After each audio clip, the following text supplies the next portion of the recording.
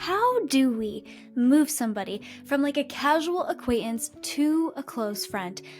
If you have ever wondered, why do some friendships stay surface level? Why don't they go any farther? You are in the right place. If you want to learn how to move a friend up a tier, how to even create a best friendship, you are in the right place. Hello, welcome. Hi, get comfortable.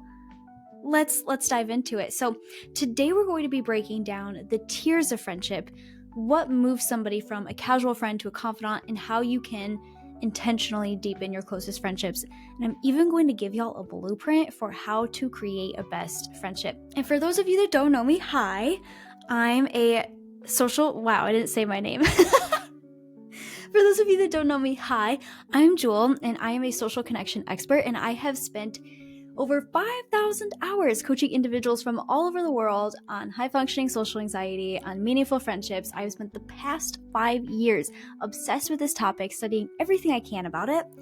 And there was one point in time when I wanted more best friendships. And so the blueprint that I'm going to give y'all today on how to create a best friendship is something that worked for me and helped me create a best friendship, but it's a way better version because it's coming from all of my knowledge on studying this for years and years and working with so many clients on this. So you're even getting like a more updated, better blueprint than the one I gave myself many years ago to create a best friendship. Now, I also want to say, I'm pissed right now because I am recording this episode for the second time because she did not want to upload today. No, she did not. So this is my second time recording this episode, and I got so heated about it that I had to take off my really cute sweater. So actually, let me just show you my sweater really quick because she deserves airtime. Look at her. Love. Okay, so I got so warm I had to take it off because I was so pissed that this didn't record. That being said, I encourage y'all to check in the energy that y'all have listening to this episode, because a lot of times when we're trying to heal a connection gap that we have, when we're feeling a bit lonely, we can either feel really defeated and be like, oh my gosh, this isn't going to work for me. And I just want you to know, this is me holding your face and telling you, I'm going to give y'all everything you can to demystify this. I'm going to give y'all a blueprint. You can do this. We're going to be talking about the science of friendship today, okay? And you might be like me and how I was in the past, where I felt really anxious and really graspy. And I was really trying to create more meaningful connections because I was afraid I was going to think about myself as a loser if I didn't create more friends, more friendships. And so if you are also in that place, we got you. Take a bit of a breath today, okay? You are not alone. Our society does not set us up to be meaningfully connected, but we're going to be breaking down the science of all of that today. We're going to empower you. And lastly, y'all, this episode pairs really well with last week's episode, which is about what makes people click and how to know you have found a great potential best friend. I go over the 6 things that you should look for when looking at and meeting people that would be great potential best friends. And we're going to be talking a little bit about the spark of connection today, the clicking. And if you're like, oh my gosh, that sounds amazing, I want to know more about that, check out last week's episode. It pairs really well with this week's episode. Okay, let's start with how to move a friend up a tier. So as you can see on our friendship triangle here, we have a few tiers of friendship. And the bottom tier is our acquaintances. This is the biggest tier. Now, I've heard some researchers say in the past that we want to think about this as like a pool of people that we would feel really upset about if they died. Some researchers literally call this our sympathy pool. So think about it, like your coworkers that you are chatty with, your friend of a friend, right? You would go to their funeral and want to pay your respects. You'd be sad if they died, right? Your sympathy pool here. And I also love the analogy of, even though this is like a triangle and there's layers, there's tiers to this, of thinking about these as pools as well, because this is fluid and we want it to be. That's actually a magical thing about friendship, is its flexibility. Okay, so, and then as we move up a tier, you can then think about it going from a pool to a jacuzzi. And in this jacuzzi, the relationships are a bit more intimate, right? Maybe these are the people that you would really call a friend, that you hang out with, you see, etc. And then we move up to like the very top of the triangle here. And the very top of the triangle are where our confidants are. And we can have maybe 4 people up there, maybe 3, right? Confidants, I think women, it showed through research that women do really well with 2 people up on the confidant level. And a lot of times that's our partner and then like our best friend or confidant. And sometimes we have more than one. I am a bit extroverted, so I need more than one confidant. I do really well with 3. Anyway, that being said, it's a small number up there. And Anna Goldfarb's analogy for this is that who can fit in a tub with you? And I like this analogy because it's like, oh, okay, yeah, like we can't really fit a lot of people in the tub to be super close with. But I do think it, like, even me, somebody who's all about emotional intimacy, and let's talk about friendship intimacy, even I'm like, whoa, that has a lot of sexual energy behind it. But I do think it is a good analogy, a good way to think about it. So as we move up to the top of our triangle here, we get to our confidant level. Now, sometimes in the tier right below, this might be where we call some of these people our best friends. So if you think about like a bridal party, for example, you might have friends on your bridal party that maybe aren't your confidant, but you would call them a best friend. So a confidant, and really what I'm going to be describing to y'all today to move somebody to a confidant level, or to move somebody up a tier and then eventually a confidant level, is the kind of person that you can call when it's like a bit late at night and you're just feeling really upset. The kind of person that you are completely and utterly your most natural self around. The person that you don't mind inconveniencing a little bit because you know that they love you. And granted, every friendship's different, right? But for the most part, you don't mind if they inconvenience you. That said, y'all, getting quiet here to show you it's serious. Friendship is inconvenient sometimes. Love is inconvenient sometimes. And that doesn't mean that it's a burden. It can be really nourishing. Okay, more on that later. I digress. Now, how we move somebody up a triangle are through 3 things. And we have Shasta Nelson, like the OG pioneer author, friendship author, researcher, in my opinion, on this. And she describes these 3 things. The base here of our triangle, where all like our foundation for our friendships, honestly all of our connections, even our romantic connections, are meaningful moments, positive moments where we feel good. So this could be sharing a laugh with somebody. This could also be feeling understood by somebody. This could also be, right, maybe you're like feeling kind of down and somebody comes and like, you know, hugs your shoulders and is like, hey, it's gonna be okay. And you're like, oh, thanks, right? You might be sad in that moment about whatever is going on, but you feel good. You have a feel good moment, a meaningful moment with that person. That is our foundation. And then we increase our bond with somebody through 2 things up to our triangle, through increasing 2 things. And those things are vulnerability and consistency. Now, if you heard vulnerability and got really excited and you were like, yes, I love to get deep. You're like me. Hi, hello. You're probably an oversharer like myself. And I want to say that we're going for incremental vulnerability.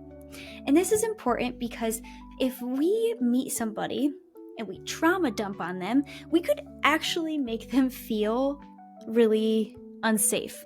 Y'all, I have an episode about this as well, where I describe my attempts at creating best friends through trauma dumping, and oh my gosh, It did not work and I was so confused. But meaningful friendship is not just knowing all of the secrets. There's other parts to this friendship formula, this connection formula here, right? So we want to go for incremental vulnerability. And then we increase our bond with somebody through consistency, through spending time with somebody consistently.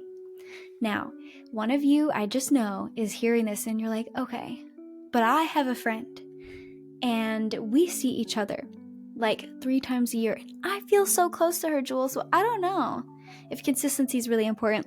Hold on. Is this your college roommate?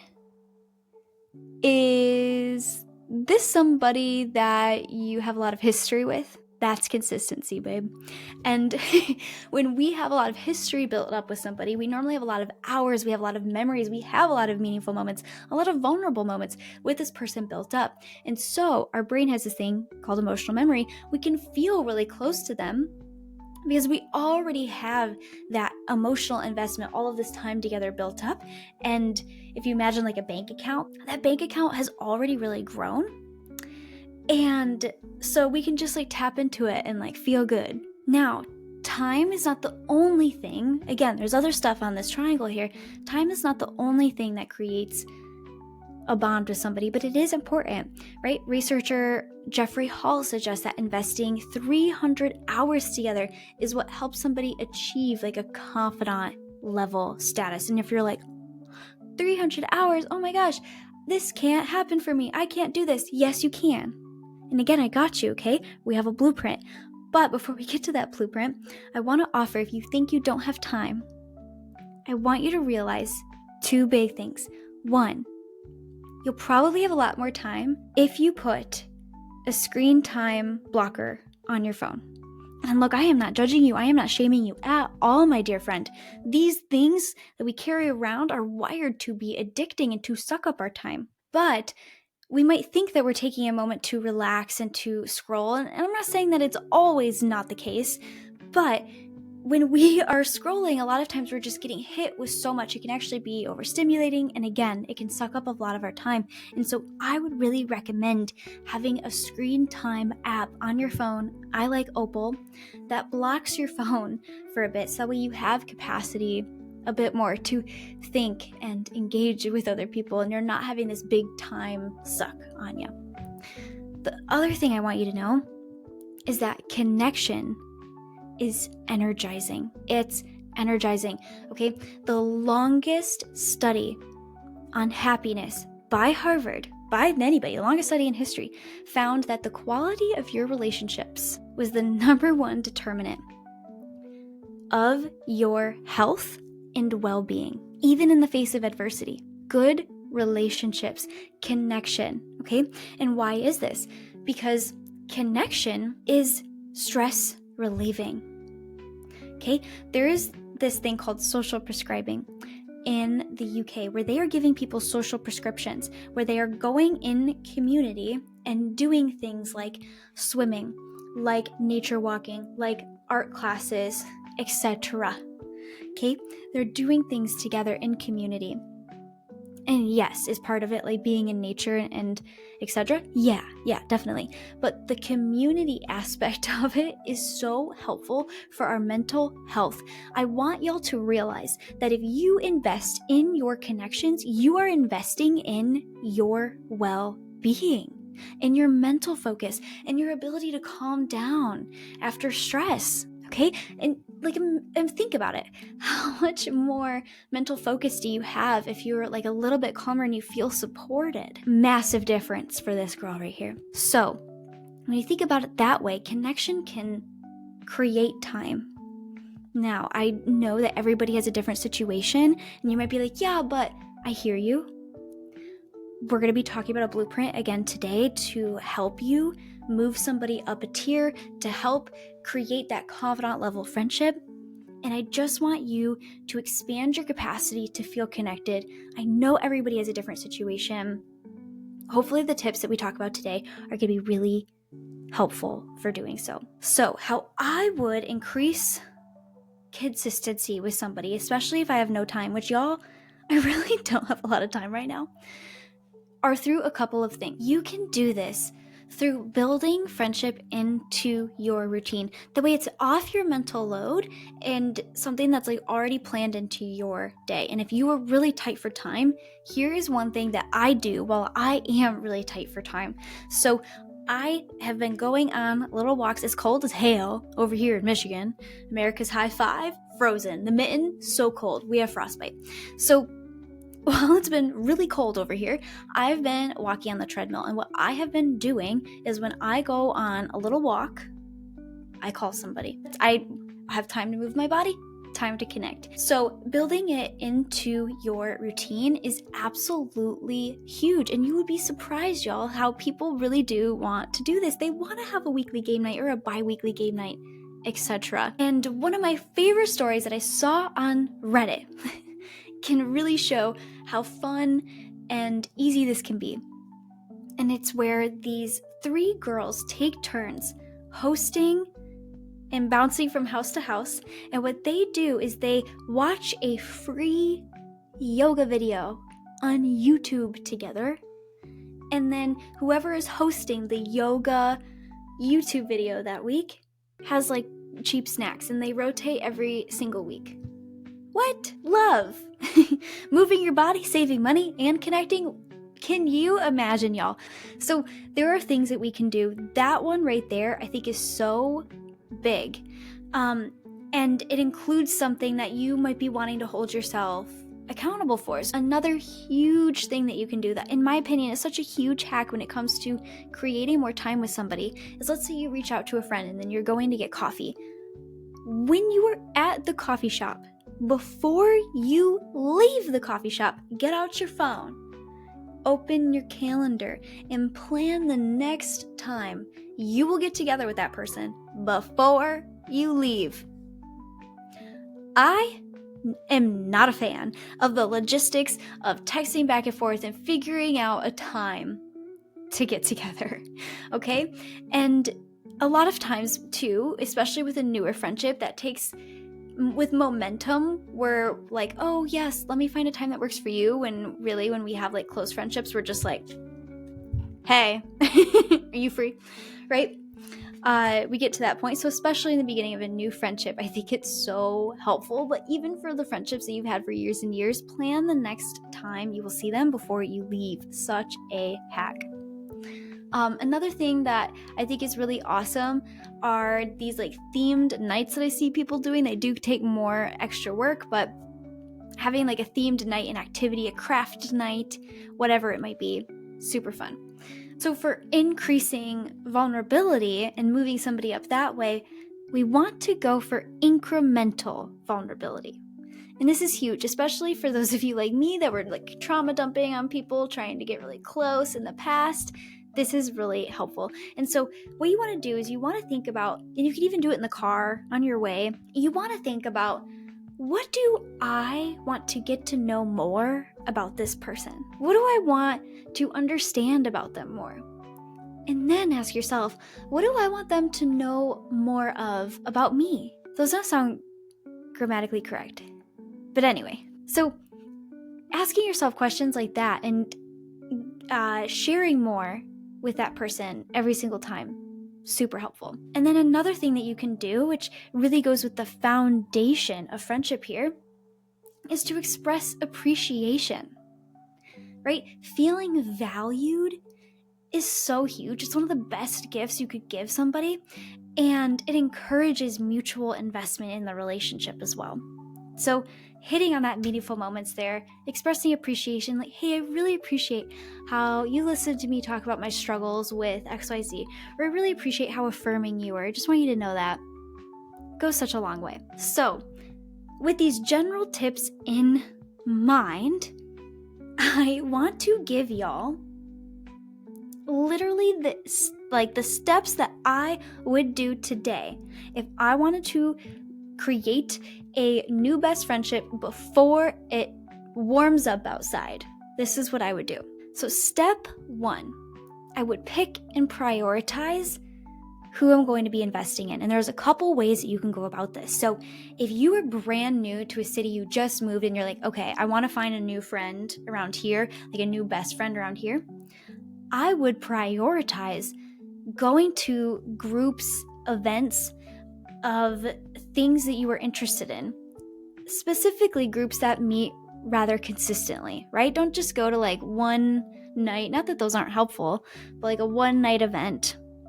Again, not that those aren't helpful, but you want to go for a group that meets regularly, like a running group, an environmental advocacy group, Citizens Climate Lobby, anybody? Love them.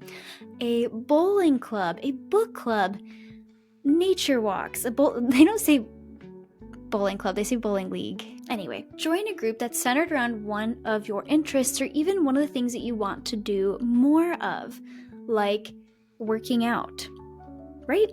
And any like classes around you. So go there. And then when you go to that group and you meet people, notice who you click with, feel a spark of connection with, feel seen by, who you really enjoy, and prioritize them, right? And if you're like, oh, how do I know if I've clicked with somebody? Or if you are like, oh, what makes somebody a good potential best friend? Again, we talked about that in last week's episode. It was so good. I've linked it to wherever links are. So go check that out. It was so good, so enlightening in my opinion. When I learned that, I was like, because I spent years being obsessed with what made people click. Anyway, I digress. Or you could do what I did years ago, and I made a giant list of all of the people that I clicked with, that I felt seen by, that I really enjoyed, all of the lists from like the past 5 years of my life, and wrote them down. And then I looked at, okay, who's close by? And I prioritized, at that time for me, 4 people from that list. I encourage y'all, whether you are creating a list of people that you can reconnect with, or people around you that you have connected with, and then now that you understand the science of friendship, you realize like, oh, I met them, really enjoyed them and their company recently, but I didn't apply the science of friendship, so no wonder it didn't, boom, automatically create a best friendship. So make a huge list. And if you are meeting new people and you go to these groups, you can still make that list and write 3 to 5 people. I recommend 3 to 5 because you don't want to be attached to like one person and it being like it has to work out with you. You have to become my friend. But you also don't want to be like, okay, I'm spending time with this person, this person, this person, this person, this person. Again, it takes so many hours to create a best friendship. I think it's really helpful to prioritize 3 to 5 and then focus your energy on those people. So again, step 1, pick and prioritize. Step 2, initiate time together, create time together. And you can use what we already talked about. You can ask them to spend more time together and to have a weekly routine with, or you can just reach out to them more so and create a routine even for yourself. Like my walk and talks, right? I don't think any of my friends, maybe they have. I don't think I've directly told them. Actually, now that I'm saying it out loud, I think I'm going to tell them. Anyway, I haven't told my friends, hey, I'm doing this like walk and talk thing where I call somebody and talk to somebody while I am doing my walk on my treadmill. That's a routine that I came up with for me. You can come up with yours, whether that's commuting, whatever it might be, right? One of my clients, one thing that she does is she FaceTimes with her friend while they meal prep together. Okay? So initiate, create more time with this person. And then step 3, ask a bit and share a bit. This goes back to what we said about incremental vulnerability and asking yourself, what do I want them to know about me? What do I want to know about them? Step 4, y'all, start to treat people like close friends. Part of somebody becoming a confidant means becoming a part of your lifestyle, means becoming a part of your habitual habits, becomes a part of your habits, your way of existing in the world, somebody that you like naturally think about. And so start to treat somebody like a close friend. And I don't mean forcing and trauma dumping on people. I don't mean forcing and like being like, hey, I'm gonna ask you for all of these favors like I would and inconvenience you super bad, if you will. Like a close friend, like I would ask all like my confidants for this stuff. I'm not saying that. We want to not force the friendship, but I think it's really helpful to be like, okay, I'm gonna start planning things with this person. I'm gonna start, when some win happens, be like, hey, I just want to tell you, remember how you asked me about my job and I told you about whatever? This just happened. I just want to tell you about it. Confiding in them, reaching out. We want to normalize being a part of each other's lives, right? So start to treat them like close friends. And again, you can come up with something that really works for you. That really works for you and your routine, something that you do, again, like my walk and talks. And if you were like, oh my gosh, that's another thing on my plate, I don't want to do that, I encourage y'all to check out an episode from earlier this year, Create More Connection in 2025 without adding to your plate. Check out that episode because I give a huge tool that will help you feel energized and not have this feel like a chore. And also a lot of tips on how this, in detail, on how this process cannot be a chore, not something to add onto your plate, but to fuel you. And then step 5, then you can evaluate. And again, as I said in last week's episode, what makes people click and the 6 signs to look for in a potential best friend is to look for reciprocated enthusiasm over reciprocated actions in the beginning. So great if they are reaching out to you, initiating with you, but sometimes I think we get really upset in the beginning because, oh, well, I asked her to hang out the last 2 times. She hasn't asked to see me. She didn't text me back yet. You're not a part of the fabric of each other's lives yet. It's not a habit. It's not a natural thought for her to think of you. It doesn't mean she's not interested and doesn't want to be your friend. Okay? So look for the reciprocated enthusiasm over the reciprocated action. So if she's like, hey girl, yeah, sorry, I've been so busy. I absolutely adore you. Yes, let's plan another time to get that coffee. Are you free on this day? Looking more for that. But yes, then you can evaluate how you are feeling in the friendship, how it's going, and then what you want to do going forward. If you want to keep, if you will, like pursuing this person, etc. Now, I will say the evaluation step 5, takes longer than you think it does. Okay? It takes longer than you think. It might be a couple months before you really do step 5, and that's okay. Connection can happen in an instant, and that can be so fueling, but friendship takes time. Researcher Jeffrey Hall again suggests that it takes about 300 hours to create a confidant. Okay? So just be a little bit patient and enjoy connecting. And if you listen to Create More Connection in 2025 without adding to your plate, you're going to get a lot of tips on how to keep going and how to do this in a way that feels fulfilling to you. So just to go over those steps really quickly again, we want to pick and prioritize. We want to initiate time together. We want to then ask a bit, share a bit.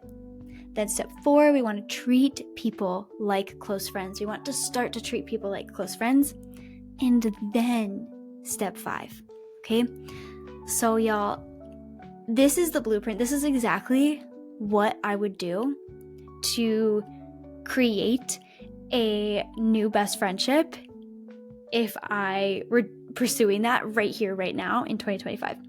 And I just, again, want to remind y'all that friendships don't just happen. They're built, even if they feel natural and effortless and amazing because they're so fulfilling. They're built one moment at a time. And now you have the blueprint to go and do that. So send that text, plan that hangout, shoot that shot on your friendship crush, okay? Go for it, because friendship is worth it and you are worth being friends with. And again, check out those episodes down below for more support on this. I'm so glad you joined me today and took this time to think about your friendships and moving people closer to you. And I will see you next time for more socially delightful content and works of art, really. All right, see you then.